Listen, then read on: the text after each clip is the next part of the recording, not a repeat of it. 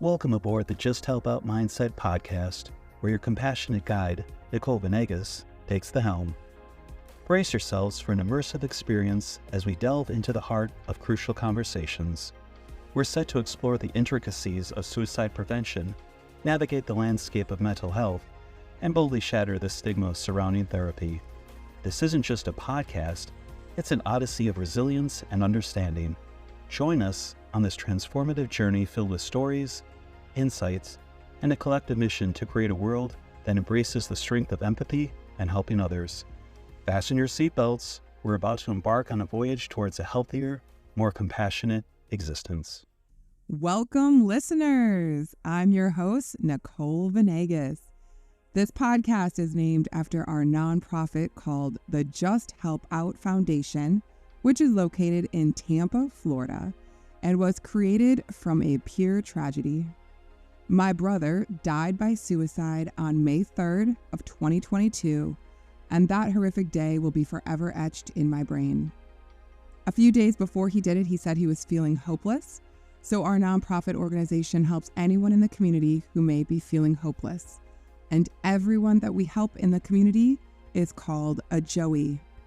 So far, after being around for 1 year, we have been able to help almost 50 Joeys since our inception from homelessness, hunger, domestic violence, and mental health. The purpose of this podcast is to explore mental health in its entirety and to let everyone know you are not alone. If you think you are the only one suffering from anxiety, depression, OCD, panic disorder, agoraphobia, I challenge you to think again. I am also a mental health professional and see clients daily who are strong and courageous, and they have decided to talk about their feelings and process unturned stones in their lives. I hope you will do the same with me here today. Welcome to episode 11 of the Just Help Out Mindset podcast. I want to thank all the listeners who have followed us so far. I am so appreciative, and today's show is definitely going to be a big treat for all of you. Today in our studios, we have Miss Yolanda Harper. She has published a book called Soul Sabbatical, and you can get this on Amazon. This book started as a series of journal entries written during a burnout meltdown that led her to taking a sabbatical from her roles as a trauma and relationship therapist, researcher, trainer, mental health thought leader, and business owner entrepreneur. Yes, that would definitely lead to some burnout. As she shared more about her experience, she realized how much people resonate with the idea of a sabbatical, but don't know how to step back from the demands of hustle culture to take one. Yes, we all live in this hustle culture. Using her understanding of trauma, neurobiology, and the broken systems we live in, Yolanda wraps words around our lived experiences. As if you're sitting down with her and having a cup of coffee. That's fantastic. That's what we're going to do today. She says the things that you're thinking in your head helps you understand that, what we always talk about, you're not alone, and walks you through ways to reclaim your time, your energy, and your joy. Yolanda is a warm-hearted music and nature lover who has a strong faith and likes #trail life. She is real. She's a therapist, a mental health thought leader, entrepreneur, a TEDx speaker, Soul Sabbatical doula, wife, and a mama to her grown children. But she is always human first. She is very brave, as we can tell by this. We are so excited. She has been in the mental health world for 14 years, graduating from the University of South Florida. She has her master's in clinical social work, and she is the owner of Harper Therapy. Welcome to the studio, Yolanda. I am so happy you're here. Oh my goodness, Nicole. Thank you so much. Yes, I am so excited. I'm so excited to talk with you. What a phenomenal resume you have. And that's going to be the start of the whole conversation because You've done so much. And by doing that, you burnt out. Yeah. We see a connection here already. We're already connecting. Yeah. And I want to start off the conversation by just one of the first pages in your book, because I think it's going to resonate with so many people. So I'm just going to read this little excerpt from the book. And it starts out by saying, because if you're a similar high functioning, pull yourself up by your bootstraps, getting shit done, I will handle anything life throws at me. High performing, exhausted, resentful. There's never a quiet moment. I'm barely keeping my head above water, but somehow I have people fooled that I have my shit together person. Then I can almost guarantee you've had your fair share of life wounds too. This is key. So she goes on to talk about the trauma and what it may have looked like. Was it walking on eggshells, learning that you needed to stay small and invisible to stay safe, not having anyone to protect you, having to be the adult in kids' clothing, abuse, an addicted caregiver, or chronically being taken advantage of by people who should have known better? You work hard to be perfect and keep everything within the rails. I mean, you have hit the nail on the head with all of these trauma aspects. And so please give me your perspective and your opinions on how this trauma relates to being this high functioning person. Yeah. Isn't it interesting? Because really what you named off, if we were to have the list of adverse childhood experiences sitting in front of us, and that is a research study from the 80s about how these things impact, these things that happen to us in childhood impact our adult lives and impact our health, our physical health. Absolutely. As well as our mental health. Yes. So, yeah, and we just don't talk about these things.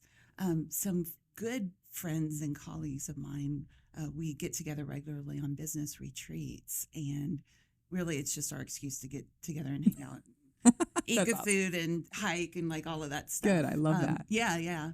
But, we were sitting together once and we were kind of, we're very similar in personalities and we had very similar backgrounds. And I'm like, again, one of those moments where why aren't we talking about these things? Absolutely. And having those experiences early in our lives sets the tone for us. Absolutely. Sets the tone for us to carry those things forward. If you had to, in your childhood, in order to feel safe, be perfect, learn how to hustle, put your own needs to the side, learn how to read the room. Absolutely. Walk on eggshells, those things, then what else would you know? You don't know anything else. And I see that so much in my clients and often just in society.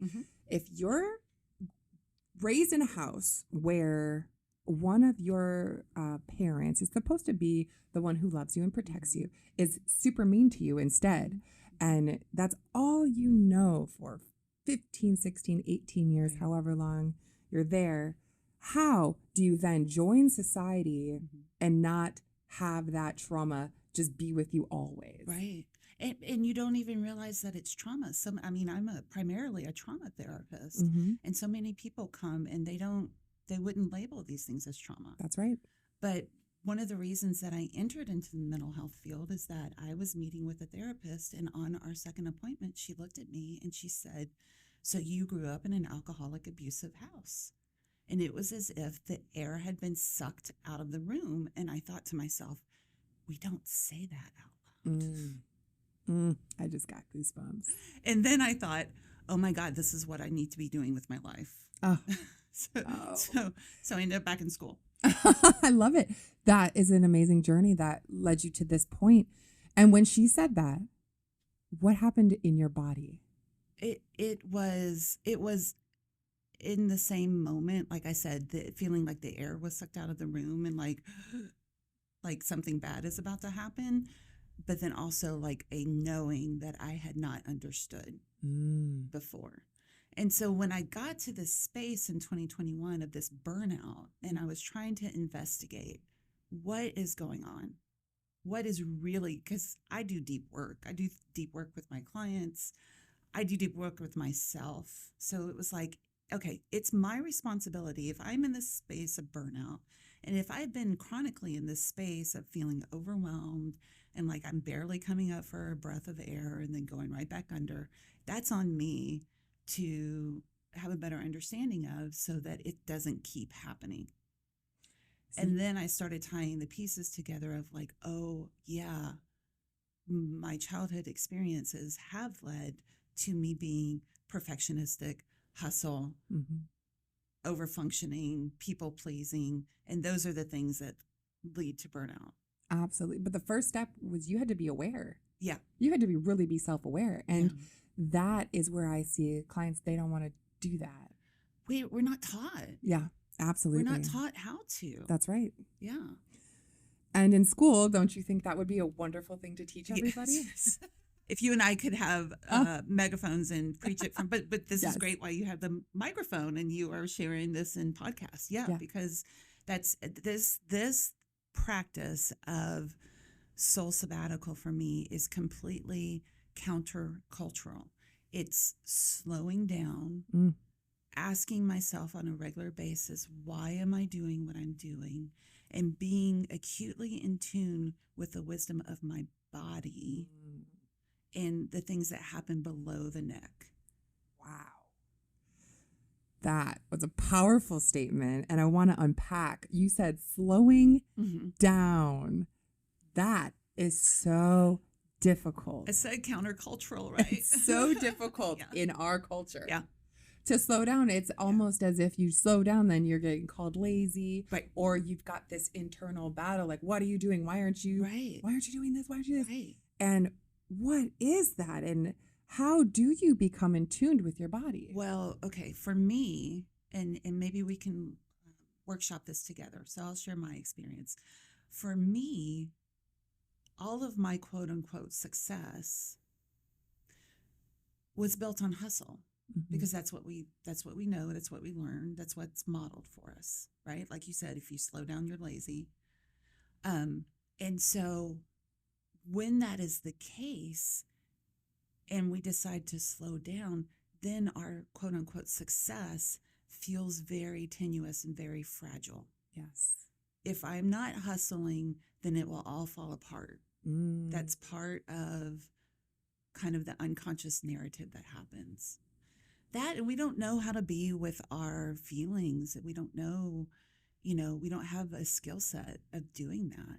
But there have been this practice for me, there have been times that I have sat in a movie theater or I have been on a trail and I have to remind myself, this is what happy people do. So I don't know if that do you feel for you. If you're in the movie, watching a movie, do you feel happy? So there are times that I feel happy. Yes. There are times, especially early in my quote unquote recovery, my hustle cultural recovery, that I had extreme anxiety sitting in the movie theater, thinking about client calls that I might be missing, thinking about my to-do list, thinking about all the things that weren't getting done while I was quote unquote wasting my time in the movie theater. Yes. So you didn't even get to enjoy it. No. Because you're so worried about what you're missing. Yeah. And it's just totally counterintuitive. Yeah. You finally took time out for yourself. Right. And now your mind won't stop at what you should be doing. Right. And that is coming from childhood. That all starts, of course, when you're very, very young and the environment around you, what you're told turns into what you believe. Yeah. And that becomes the narrative we tell ourselves. Yeah. And it starts as things that are seemingly, innocuous. You got an A-. Why wasn't it an A+? Yeah. Where does the perfectionism come from? Well, yes, that's an example. I don't know. What does that resonate for absolutely, you? Absolutely. My parents weren't too hard on me for my grades. I did love school. That's why I'm still in it, and I've been in school for like 55 years. Forever, yeah. No, I'm like a lifelong learner. So yeah, I can't stop going to school. Yeah. But there are other things like, well, why didn't you do this? I played basketball, so maybe I could have gotten 25 points not 23 points. Right. I could have blocked that shot. Right. And it's like, it's never good enough. Right. And that's it's the never good enough. it's That's never the perfection. good Yeah. Yes. So if that's all we hear for years and years of our life, how do we change that narrative? Yeah. Well, we recognize that it doesn't actually serve us. Mm-hmm. Yes. That's yes. Yes. We're in a state of burnout. We're like, how's that working for me? I don't know. And it just flat out, there is no such thing as perfect. Period. There's no such thing as perfect. Absolutely. There's no such thing as a perfect human being. There's no such thing as, a perfect podcast, a perfect book. So it's redefining success for ourselves. When people delay in starting something that they want to do, they're held back because, like this podcast, I wanted to do this for so long and I needed everything to be perfect. Perfectly in line. Because we think that that's a way to bypass the vulnerability of starting the new thing. Oh, I love that. Right? I don't know. Does that? Absolutely. Yeah. Of course. We're like, if I have it all mapped out perfectly and start it only when it's perfect, right, then it will be successful. And then it will never be started. And then it will never be started because there's no perfect moment to start. I love this. This is an opportunity for us to understand. I regularly do things that are new for me, that are extremely uncomfortable. Oh, I love that. Just to flex that muscle, just to continue to build that muscle. Give me an example. Well, writing a book. Oh, yeah, that's amazing. That's amazing. That would be something that was new and very uncomfortable. And even in the promoting of the book, things that are outside of my comfort zone. And I also know in my values and integrity that these are the things that I'm being called to do. Yes. Not to have some kind of best-selling book, but to be able to have conversations like this so that people understand, oh my gosh, I am not the only one that feels that way. There's so much power in knowing that we're not alone in our struggle. Ah, those words. Yeah. They light up my soul because that is, besides breaking the mental health stigma on this show, we want everybody to know who is listening, you are not alone. Yeah. You may feel like you're the only one feeling anxious or you have to go. But guess what? It's probably what percentage would you throw on our society that is in this hustle culture? 100%. I mean, 100%. Yes. And we don't realize the magnitude, and we shame ourselves when we don't stay in it. You That's know, right. I can't tell you the number of times that I've had a client come in and say, I need you to help me with my motivation because I used to work 80 hours a week and now I'm working 60 and I just can't get back to 80. And I'm like, well, maybe because we're human beings and we were never meant to work 80 hours a week. I do want to share this little tidbit from one of my clients. My clients teach me so much about life. For sure. I just love them. I love them so much. Well, one of my clients said, Nicole, what's my purpose? I said, well, I don't know. I said, that's your homework for this week. Go home and find out what's your purpose. So she comes back and she says, Nicole, I found my purpose. I said, okay, great. What is it? And she said, it is to just be. Yeah. Wasn't it beautiful? Isn't I wish that I had amazing? confetti. The bravery of stepping into that is phenomenal. Yes. That's such a brave statement. Oh, she said, was that the right answer? Oh, that's great. You're so cute. That's great. But that's the best answer I've ever heard. It wasn't, I need to be a neurophysicist. Right. I need to do this and build buildings. And I mean, it was just so simplistic and we just make everything so complicated. Well, and we live in a culture where our value and worth is defined externally. We have lost the inherent value and worth of simply being alive and being human. Oh my goodness. And our worthiness for belonging and love. Oh yes. And simply without period. Mm-hmm. I am worthy of love because I am, period. That's it. There doesn't need to be anything else. But we pile so much else on. And that, so much. Yeah. And that is hustle culture and capitalism. And, I write in the book how these systems that we're swimming in contribute. So Absolutely. difficult experiences early in life, or adverse childhood experiences or traumas, hypercapitalism, in a lot of spaces, organized religion can add those components on top. So it's just a culmination of all of these things that keep us swimming in these contaminated waters, wondering why we can't stay up to par with things. So many societal pressures. Yeah. And when I think about Joey, my brother who has passed, died by suicide May 3rd, 2022, he just said, I don't feel like I fit in here. Right. And I was always like, Joey, what do you mean? I mean, like, Right. he's perfect. He's got everything going for him. He's great. But because it was like, oh, Joey, what are you doing now? Where are you working now? Right. Are you going to school? Right. Like, no. Right. Joey just wanted to be, Right. but the society wouldn't leave him alone. Right. It was just constant. Right. And then when he has to constantly say, well, I'm not working right now, Right. it's what? I know. And there's that inherent shame that goes in. Shame. And my brother was totally fine. He had savings. Mm-hmm. He lived very frugally. He was extremely smart. He was well beyond his time. But people couldn't understand that. Mm-hmm. And with the judgment came that shame, and it made him feel bad. Yeah. Whether the person meant to make him feel that way or not, Right. a lot of it did come from love. Of course, we all love him so much. But Right. but when you have someone who isn't going to law school or curing cancer, it's okay. But well, can I just say, even with going on sabbatical, there I was asked so many times, like, what are you going to do on sabbatical? Because when you think of sabbatical, what do you think? I think of like going to another country and studying. Yeah. Writing, like whatever, research and all of that kind of stuff. And so again, kind of circling back around to like, let's redefine quote unquote success. And my job during the sabbatical was to get in touch with myself about, I thought, how do I want to feel when I'm on sabbatical? And I made a list of the things that helped me to feel that way. And then when I was in the discomfort of like being with myself and not like hustling and performing and people pleasing and all of those things, all of those patterns I was looking to break, I would take a look at my list and I'd choose one of the things there. And if I was really having a hard time, I knew the people that I was going to reach out to say, because community is key. Yes. To say, I'm having a hard time.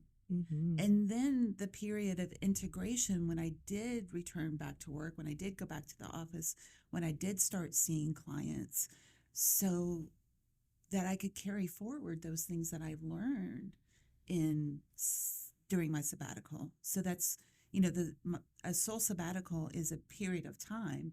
And it doesn't have to be a year, a month, whatever. It can be whatever period of time you deem it to be, if you're using that time intentionally. It could be a day. It could be a day. A whole day. So it's that chunk of time, but then it's the practice that you integrate into your life from that space and moving forward, so that you're less likely to return to burnout, and so that you kind of know the warning signs if you start heading back in that direction. What did you learn about yourself on your soul sabbatical? I learned that at a different level, I knew this, and I think life is just a version of learning similar lessons at deeper levels. Absolutely. I learned to love myself and to be loved in a new depth. Because when you experience that based on hustle or based on what you do, there's always that little question mark of, do they love me for me, or do they love me for the thing that I'm doing? Absolutely. Wow. And how has the quality of your life changed since your sabbatical? I am much more present. I have experiences of peace and joy more. The connection with the people around me is much more harmonious, because when we put those pressures on ourselves, by proxy, we're putting those pressures on the people around us. So I'm a much nicer person. Wow. Wow. Yeah, and still not perfect by any stretch of the imagination. We don't want to be perfect. Right. But this is the new way of being. This is the new practice. And now those things take priority on my schedule with my time and my energy and my resources as opposed to the other stuff. So the priorities changed. Mhm. You're putting yourself 1st. Mhm. You're taking time. What's one of your absolute favorite things to do to like bring yourself some joy or recharge your battery? Mm-hmm. So in a daily practice, that is meditation and journaling and moving my body, kind of tucking away from time to time and getting away and putting my feet on a trail. That is I growing up, I wasn't an outdoors person, and this is a new practice for me over the past few years. And I just find so much grounding and peace and joy and experience of love and love from God, love, just being at one with nature, being with my husband and our dogs on the trail, moving my body physically, breathing fresh air. That is life-giving to me. Nature is so healing. Yeah, for sure. It is so healing. Yeah. And I know we're almost out of time. I don't know how this was the fastest show. Yeah.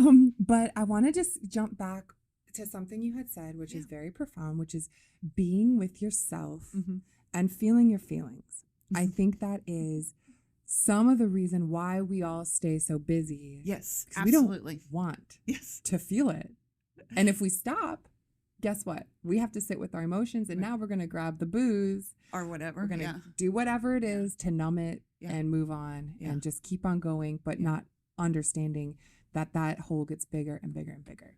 So talk to me more about being present with yourself and allowing yourself to feel the emotions, good, bad, indifferent. So, and it's funny because a lot of people are intrigued and say that they want to go on sabbatical, and then they're like, oh my gosh, I'm going to have to I'm going to have to like sit with myself and these feelings. And I think one, knowing that they're temporary, and my meditation practice has really helped me with this. But no, here's the funny thing. We are afraid to sit with feelings of anxiety or sadness or grief, understandably, because those are quote unquote negative emotions. But we're not like, oh my gosh, I'm happy. I'm so worried that this feeling of happiness is going to last forever. That's true. That's very true. Right? So everything is temporary. Everything is temporary. And when we have an understanding for ourselves that we can, therapist language, right? Therapist lingo, we can hold ourselves. We can be present with ourselves with the practice of things like self-compassion and say, oh, you know what? Yeah. This moment right now, this moment is really hard. And it's not going to last forever. And you know what? I'm here with you. Like we can be present with our own selves. Yes. And be like, yeah, you're not alone. You've got hands on your back. We were going to get through this together. I love that you said that. I do, my clients, if they're feeling alone, they feel like everyone's abandoned them. I always remind them, you always have you. Yeah. So that relationship with yourself is so important. Yeah. And to grow it and to get closer with yourself. And I wish they did teach us how to do that, how to sit, how to listen to ourselves and be still for a minute, 2 minutes, 3 minutes a day. And that practice of self-compassion, it's one, recognizing that we're in pain or suffering. We're having a moment of difficulty. And instead of plowing through it or shoving it down, we stop. Yes. And we say, whoa, it's time to pay attention to this. Yeah. And just be a kind friend to ourselves. So that perfectionist voice leads to that inner critic voice. And that's oftentimes what is happening under the surface of these difficult emotions. Absolutely. And when we can meet those emotions the way that we would talk to a good friend, compassionately, when we can start talking to ourselves that way. Oh my gosh. We're going to have to do another show on It's a this. game changer. There's just so much. There's so much here. But what advice would you give somebody who is so deep in hustle culture, and just nothing is good enough, and no amount of money is ever enough. But they don't realize, they have no idea what they're in. They just think this is the norm. What advice would you give that person? I think a starting point for myself was to be honest with myself about the impact of all of this on me. Like, we get really good at just living above the neck and not paying attention to our exhaustion and, overwhelm and those things. So giving ourselves permission to say, you know what, I keep trying to do this 80-hour work week for all of these reasons, and it's like miserable, and I can't see myself doing this for another 15 years or to retirement. And that's a key point. Like, what is the next 15 or whatever between now and whatever the end goal is? For a lot of people, that's retirement, right? Yeah. But I've worked with so many people who've reached retirement age and seen so many people, they reach retirement age and they have nothing, like, they're a mess. They're a mess physically. Yes. Then they're just trying to get their bodies back into being healthy. Just when you said 80-hour work week, I got tired. Yeah. Just hearing it. Yeah. It's horrible. Yeah. Terrible. So that's a really important starting point. And a key exercise for me is to routinely kind of journal or check with myself. What is a perfect day or an ideal regular day? Love that. What does that look like? What time am I waking up? Who am I spending my day with? Where's my time and energy going? How do I feel? Am I energized? Do I feel depleted? I'm giving you a round of applause. You're fascinating, Yolanda. I want to thank you so much for coming in today and being on this episode. A Soul Sabbatical, How to Regain Your Time, Joy, and Energy by Yolanda Harper can be found on Amazon. And Yolanda, where can people find you? Where can they get this book? Yeah. Everyone needs to read this book. Oh, thank you. So yes, the book can be found on Amazon. You can also buy it on my website, yolandaharper.com. There's a journal for sale as well that supplements the book. And then as far as clinically in my mental health practice, that is harpertherapy.com. Work with trauma in relationships. So, yeah. Beautiful, beautiful, beautiful. Thank you so much again. Thank you so much for listening. If you're out there and you heard this episode, I hope you have taken away some key elements that you are enough and you can just be. You don't have to run a multi-million-dollar company for people to love you and for you to be accepted. We just want you to be happy, feel joy, and just take time to take care of yourself. Thank you so much for listening. I hope you tune in next week for another episode of the Just Help Out Mindset podcast.